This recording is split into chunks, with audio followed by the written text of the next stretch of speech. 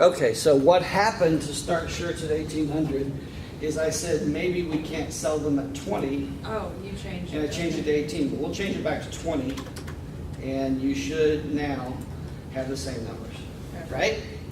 Yeah. Okay, so yeah, that's what I did. That's the whole purpose of that front sheet, and I spoke fast and it just went away. But anyway, when we made this formula earlier and we drug it down, it automatically did that computation on those other two things, right? It automatically computed on the stickers and automatically computed on the custom. It's not going to do that this time. It's going to break. And the reason it breaks is because when you drag a reference, in this we have a reference to sheet B21, it's referring right now to B21, and if I drag down, it's going to refer to B22. If I drag down again, it's going to refer to B23. It refers to the wrong place on the sheet. And if I drag to the right, it's going to refer to C21.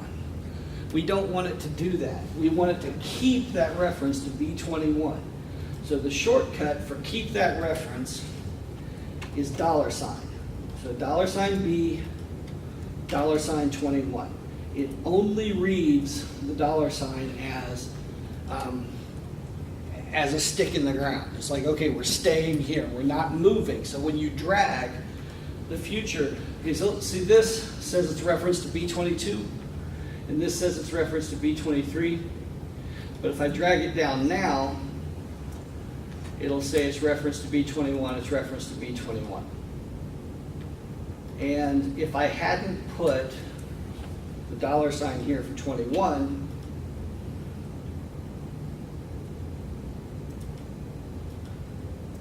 I think the same thing would have happened when I dragged it over, right? No, I got it backwards, don't I? I don't know. But anyway, forget that. You can pin it horizontally or vertically or both. I usually just pin it to both because anytime I'm pinning, it's for a specific thing. So now we should have the same numbers we had before, but if we go back and say we find out we're only going to grow at 2%. So look at the numbers in the third column, or the December column, 3,421, 2,138, 410.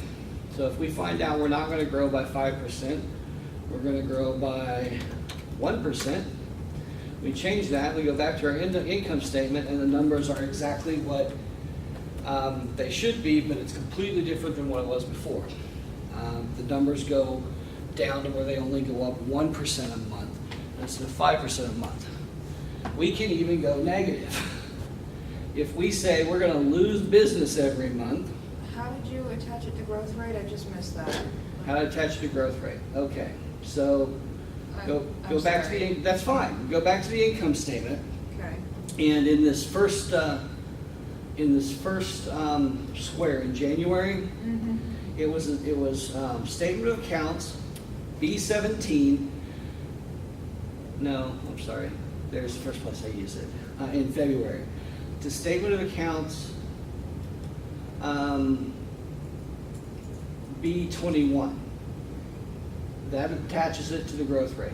So this square, February shirt sales multiplies January shirt sales times that location, which is the growth rate. So what I did was we'll copy this, copy, and we'll paste it down here. Damn it, don't do this to me. Copy.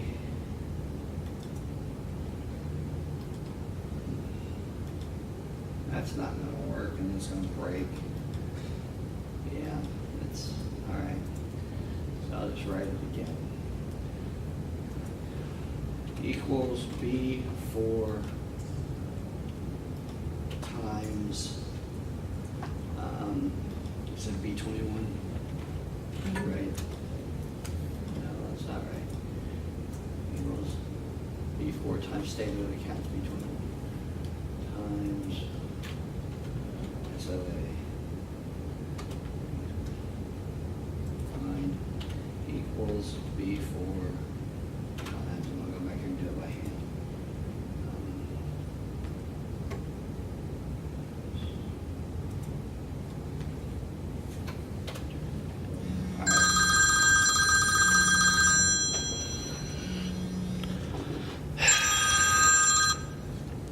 Hello?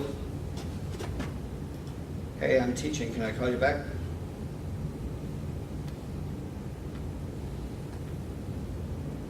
That's all right. I'll call you in a few minutes. Bye. You never change. Huh? You never change that clock, it's still an hour. Okay, so this, for C8, you're referencing it to what?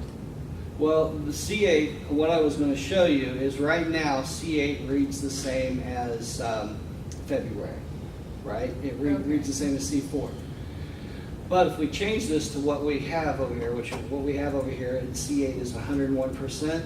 So if we change this to times 1.01, we should have the same thing. But if we go back to the statement of accounts and we change this back to, let's say 3%, it'll change up here to 2060, but it stayed 2020 here. So if it's not linked, it doesn't change. That's- Basically the short story. Yeah, So we don't need that anymore. But we do need this. And the formula is you just go back to Yeah. the square you want to link to, and then you just put the dollar signs in by hand. yeah, I've got that. There's set no up. way to automate that I know of. And so that gets us to sales. So let's do a total sales line Oh, mine put all the dollar signs in. over here. Yeah, Oh, well, to do all the dollar signs, I just format sales. yeah. And see, Currency. I did this, I don't know what happened there, so now they're back. I don't know why they disappeared. But I like to bold my total columns, so I will. Sales, and then this just equals the sum of, not the sum comma, the sum of the things above it. Enter, and drag that over. No, damn it.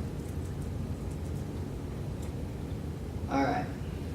And then you can do a year-end total column out here if you want to, which is usually a good idea. I do forecasts for 3 years out, even though I know that especially after year one, they're all bullshit. There's just not a lot, there's no way you can accurately project of how a business grows. You can do a steady projection, you can even introduce seasonality into it. Like if you have a lawn care business, your business goes up in the summer and down in the winter, and we can make a model that does that. Doesn't matter. It's gonna be wrong, especially after the first year, but it's important to do this. So we made it through sales, which means that that's our total sales or our gross margin, however you want to label it.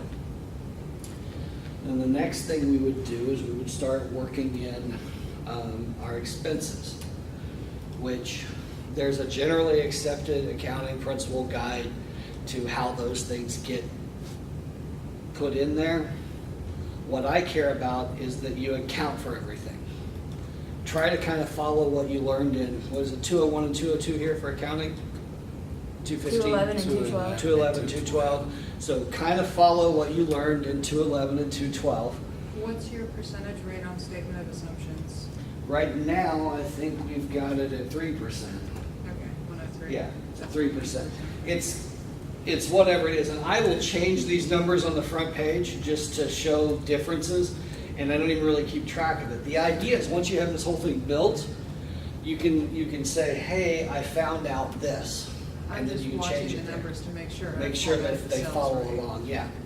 Yeah. So what we'll do Monday is we'll work on the expenses part of this, and we'll get the expenses done. We should be able to finish the income statement on Monday. So generally, we're going to do the expenses, and then we do a subtotal there, which is called earnings before interest and taxes, and then we're going to subtract out the interest and taxes, and then we're going to get to net income.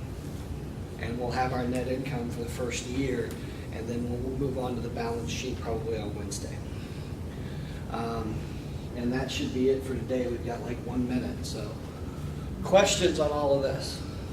I ask as I go. It's Okay. kind of annoying for you I'm sure. No, that's what I want. It's so much easier to answer when something's happening than 30 minutes ago when you were talking about cost of goods sold. I don't know, I don't remember 30 minutes ago. All right, I'm going to save this document and we will work with this one next week. I'm bringing my mouse again next week. Got it. Cost of goods sold is what now? All the Cost of goods sold will be the price associated with the sales, or not with the sales, but with the actual manufacture of the product. So on our list, we have T-shirts, ink, supplies, and the machine.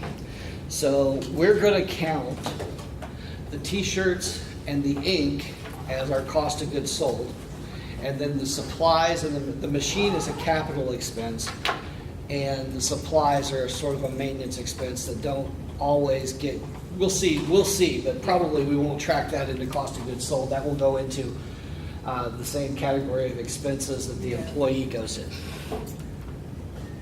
If I had to guess. And these numbers are way off. By the way, there's no way we retrofitted the inside of the store for $1,500. I mean, if we did, we totally did it on the cheap. Yeah. Huh? That could be a Craigslist find. It could be. My wife put boxes up on Craigslist for people moving, and we've had some creeps come to our house and get them. That's been awesome. What were you saying, Tommy? Now when we do ours, Uh-huh.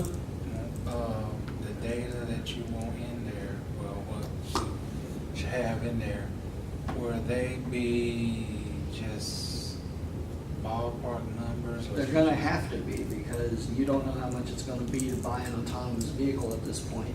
So you're going to have to make a guess. Some numbers you can figure out pretty exactly. Some numbers you won't have any idea of whether or not you're right. Like if your vehicles are gasoline, I used in my business plan, which I did however many years ago, I used $2.50 a gallon, which if you look at the last 10 years, that's probably been a good average over the last 10 years. That's an acceptable number. I don't know if it'll be that way in another 10 years or better or worse. I just paid $2.96 for premium 93 at Chevron. What are you driving that you're buying premium gasoline? I've got a Dodge Journey, but she's like 2015. She's spoiled. She Okay. didn't like it if I put anything less than premium in. Well, good on you. I'm sorry, I get better gas mileage with a higher octane. Oh, you absolutely do get better gas mileage.